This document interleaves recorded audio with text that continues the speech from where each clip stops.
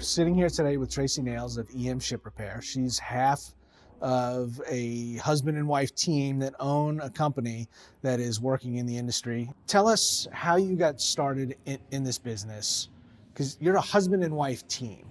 You grew up locally, your husband did not. So if you could tell us a little bit about your origin story, how you met, what was that conversation like when you were thinking about going into business? My dad was in the ship repair industry for as long as I can remember. Welder, ship fitter, estimator, he wrote specs, he's done it all. He's traveled everywhere, and I always thought that was so cool. But he always told me, go to school, get your education. So that's what I did. I went to school, I did my undergraduate at ODU, master's at Phoenix. And then in the meantime, coincidentally, I met Edson in 2011, and he worked at the shipyard. But he was a fire watch and helper. So he ended up learning a trade by helping the other technicians. So he worked his way up from helper, fire watch, to third class ship fitter, then second class ship fitter, then first class ship fitter. So it was a rough start, for both of us, because he worked, sometimes 2 shifts, and I was going to school, working full-time, going to school for full-time, and then I became a mom in 2017. And a part of the story you didn't mention there, you grew up locally, you graduated from Maury High School, went to college, got your degree, and then went back and you were teaching at Maury. I was. When you and Edson decided to start this business. Yes, I stayed teaching until, we got our foot in the door and I knew, it was safe to quit my job. And Edson's originally from Vieques, Puerto Rico. Yes. And you met locally here. In 2011, yes. And he started out at an entry-level job as a fire watch, which no particular training or education required for that, but it really is an entry-level job. Mm-hmm. They teach you everything you need to know. No experience at all. He's the son of a pipe fitter. Yes. And pipe fitter is, that trade is the ship's plumber, right? There's so much of the lifeblood of the ship, air, water, fuel, all those things flow through pipes, but that's not what Edson wanted to do. He was never originally. Interested in pipe fitting. He loved ship fitting. He was eager to learn and worked his way up to first class. And the difference between ship fitting and pipe fitting and welding, while it all involves putting metal together, is the ship fitter, you're dealing with those curves of the ship's hull, and you're cutting out deteriorated metal and then replacing it. Cutting it out's not that hard, but to get it to fit back in properly, that's hard. Mm-hmm. So he didn't have any background in that. No background at all. So how did he get onto that track? Well, I guess when he came here and his dad was a pipe fitter, he said, well, let's, why don't you start in the shipyard and learn a trade? You can start out as a fire watch, helper, watch, see what you're interested in, and then go from there. And he really liked ship fitting, so he kept working at it until he became a master of the trade. And then one day we were talking while I was actually finishing up my master's degree, and he goes, why don't we combine our skills? So I got to think, Edson starting out as a fire watch, he probably watched a lot of ship fitters. Mm-hmm. Standing there watching them doing their trade, fitting plates of steel back up to the hull, and decided, I could do that. And then as you're helping, you're getting the hands-on experience. You're helping them, you're seeing what they do. It's a lot easier to learn hands-on versus someone telling you how to do something. There's one important part of the story we haven't talked about, that you're a bilingual couple. You speak Spanish fluently and you learned it here locally. Edson's from Puerto Rico and spoke primarily Spanish. Yes, when I met him, he did not speak any English at all. Now I see him on the computer typing up estimates, and I'm just amazed. I'm like, who is this guy? He started out as a fire watcher, and now he's a businessman. That is and successful. Yes. A successful businessman. Going on 6 years, and we talked about this earlier, but that's sort of past the point. You're over the hump now that you've got a good reputation, you've got a base of business, people are calling you to ask you to come in, work in these other yards in the area. And that's sort of the key to success in this industry, is having that reputation. That's one of the biggest challenges, I'd say, is building the relationships and building the trust with the primes so that they know that you're capable of doing the job, and they award, you get awarded projects. And that sounds like it can be intimidating, but you had a family history in the industry. Edson had a family history in the industry. And then sometimes it just takes that introduction where somebody is willing to take a risk on a young company like yours. But once you perform, you start getting the call back. So while it sounds risky, and it is risky, it's very risky. But it's not undoable. No, it's possible. You just got to take that risk and be persistent. We were very persistent. It was a rough beginning. I'm not going to sugarcoat it. And then once you get the opportunity, you got to perform the work. But after that, not necessarily that you're off to the races, but it gets a lot easier after you get that first one. It does. Once the primes see what you're capable of and you build your brand, I guess you could say, they start trusting you more and more and giving you more projects. Is that how the business has really grown? Has it been word of mouth? Definitely word of mouth, and then other companies seeing what we're capable of. Because as a subcontractor, you're working in the big primes yards, and there's other subcontractors in there as well. And we're pretty fast at what we do. They know they can count on Edson. We've even gone behind other companies who weren't able to complete the jobs. And it's one of the challenges is getting work out the door and getting it completed correctly. He completed a job on an LCU, and the captain was so impressed. He said, "I've never seen welds this beautifully done in such a short amount of time." That's a huge success because that begets more work. What was the conversation like when you came home from teaching one day and Edson was a ship fitter working for some other company, and you decided you were going to go into business together? Well, we were just tired of it. I can't say it was my dream to be a teacher. I just listened to my dad and went to college. So I had this degree, 6-year degree, and I'm like, I don't like doing this. I don't wake up every day and want to go to work. And Edson was working double shifts. And one day I called him on the phone. I said, I just hate doing this. And he said, well, you know what? Just hang in there. We're going to start our own business. That's really the conversation. That's the conversation. We're just going to go into business. Saw that the opportunity was out there, knew that you had combined talents, and off you went. Yep. When you went into business, which was just before COVID, is when you started? Well, when was COVID? 2019? We started at the end of 2018, so we were just getting our foot in the door when COVID happened. And then, and you mentioned that during COVID, you kind of shifted gears and you guys packed up and moved to San Diego? Well, we did have to relocate for a couple of months because there was no work here. So Edson was persistent. He said, well, we have to do what we have to do. We're going to keep this business going. So we ended up taking our 7-year-old, he's now 7. In 2019, he was 2. And you did. Took the crew with us. Took the crew with you. Essentially just the whole crew went on the road. Mm-hmm. And you got work in San Diego and kept things going. Yep. So the conversation at home, we're going to start a business, no office, no equipment, quickly turns into growing capacity, getting work. This horrible global pandemic shows up, disrupts everything. Maxing out credit cards, taking out personal loans. When your personal business is your business, that's your source of income, you don't really have a choice. Right. When were you finally confident that this business was gonna continue and it was gonna be successful?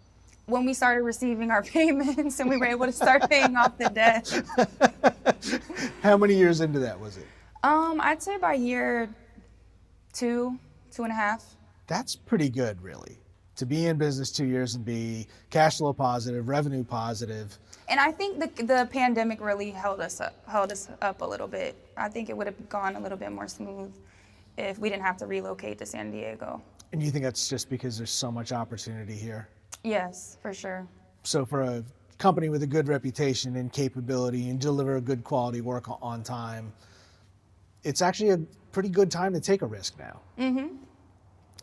And get into this business, whether you join it as a tradesman or in your case, starting a business in this, you're comfortable. Even if you knew that the pandemic was going to happen, do you think you would have made the same decision to go into business? Well, I mean, it's always a risk because, you have people working for you and depending on you. So you have to make sure you're constantly getting awards and projects. So you have work to give them. We were talking a little bit before, you're about to increase your capacity and capability in a new direction. And it's going to go back to pipe fitting, which is exactly what Edson didn't want to do.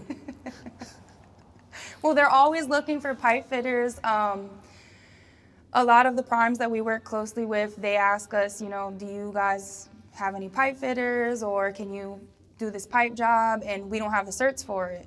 So it's definitely a great opportunity. It'll give us more work.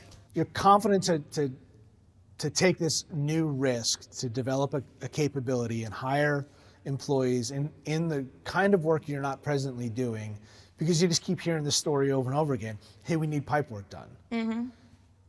And we've talked with Brandon Wilson, was one of our early interviews, and he said that he's actually declining work because he doesn't want to grow any bigger. That's what I keep hearing, so it's definitely a great opportunity for us. They need it. There's definitely a need for pipe fitters. And you're not going to take work away from anybody else at this point, because there's just so much work that needs to be done for all these ships and submarines we need to build, and all the ones that we're trying to maintain, both commercial and government. There's enough work out there for everybody that you're not taking work away from another company. Right. That's a tremendous opportunity, and it sounds like it's a lot of risk, but when you know that the work is out there, now you just have to repeat the process you've done before. We wouldn't be where we are today if we didn't take that risk. So we're actually missing out on opportunities by not investing in the pipe certs. So that's a goal for 2025 and beyond? It is. So if that's the next step, is to develop a pipe repair capability, what's next after that? We'll need to get a bigger shop. Any other capabilities that you see in the future? Aluminum as well. So there's two opportunities out there, and again, both of them in fields that you don't presently work in, but you're just confident that the work is there. It's definitely there. Yeah. If I had $1 for every time people have asked us if we had pipe fitters, or I'd be rich. And it's not so much that we don't have the pipe fitters. We know plenty, but we don't have the certs. So why do you want to chase these new opportunities and not just keep doing the things that you're doing now? Well, we want to grow as a company. We're always looking for ways to innovate and provide as many services that we can for our primes. If there's plate work right alongside pipe work and additional aluminum work, it's easier to give all that work to one company because it's only one set of bills. It's only one. Now it's only one project to manage. Less stress for the project manager. And you see that opportunity for you because the primes are basically telling you, if you could do this, you get a bigger piece. Mm-hmm. We could give you more work. Or you would have won this job if you would have taken it turnkey. So it's not just that you're not growing, but there's some opportunities you've missed because you don't have the full capability. Yep. That's something we definitely haven't heard before. But it makes sense with everything that we are hearing. There's so much work to do, but the next step for a small company is to increase their capacity. Mm-hmm. Is it fun getting up each morning and coming to work? Yes.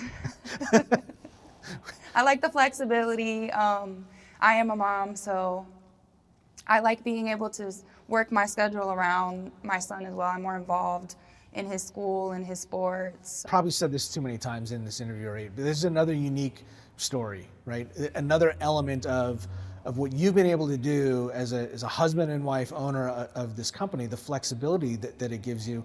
I'd imagine it would probably extend to some of your employees too, but Edson's got more rigid, right? There's a start of the day and maybe the work goes long, so the end of the workday gets extended a little bit. But you've got some flexibility in your day because of the nature of the side of the business that you're running. There's not a set time I have to be at work every single day, or I could go to work earlier today and get out earlier. Maybe I have to take my son to practice at 3 o'clock. I can work that in my schedule. It just depends on the day and what I have to do. It's probably a bit of work that gets done after bath time and putting the kid to bed to sleep at night. But Right. Just yesterday, Edson had to come to the shop at 7:30. Oh, I got to go to the shop. I have to grab something. I have to do something. 7:30 at night. 7:30 at night. Or he's on the computer. He gets a RFQ at a random hour. Maybe someone sends it at the very end of the day, 5:30, and he's got to work on the estimate. So. And those are the opportunities that grow the business, right? Right. Especially for a small, responsive company, somebody has an immediate need. There could be growth work on a Friday night, Friday afternoon, and he has to stop what he's doing and figure out a price and send over a condition report, and there goes the plans. But it's also the opportunity. That's the things that grow, that continue to make the company Works successful. first, so the plans can wait. That's probably true for most small businesses, right? But it's all worth it in the end. What are you really good at? What is Edson really good at? And why does this work so well? Well, he runs the show at the shipyard. He has all the experience with hands-on in the field, and my background is in the administrative part, so I do everything on the computer and help him out with basically anything he needs.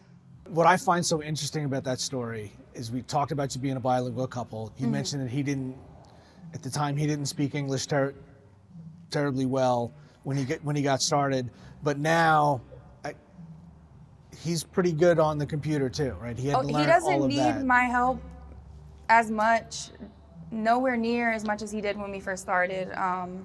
He learned how to use QuickBooks, Microsoft Word. I'll go in the office, our home office, sometimes at 7:30, and he's working on an estimate. Are you working on the welding? I wish I could. I wanted to highlight that to kind of bring this all to a close, because I think it's so important for people that aren't sure that they've got what it takes. There's help out there, there's other examples, and for people that are determined and are willing to do the work, they can make it work regardless of where they start from. There's definitely so many opportunities out there. You just have to, in my case, take the risk. But for other people just wanting to learn a trade with no experience, look at Edson. He started as a fire watch helper and made his way up to a first-class ship fitter, and now he owns a business with me. So. And you came from a completely different field, no background in this. I went to school not knowing what I wanted to do. And now you're a successful business owner. And that story can be repeated over and over again, and there's lots of opportunity for people. Thank you so much for taking the time to talk to us today, telling us your story, and we wish you the best of luck. Thank you so much for your interest in getting to know our story and allowing us to share it.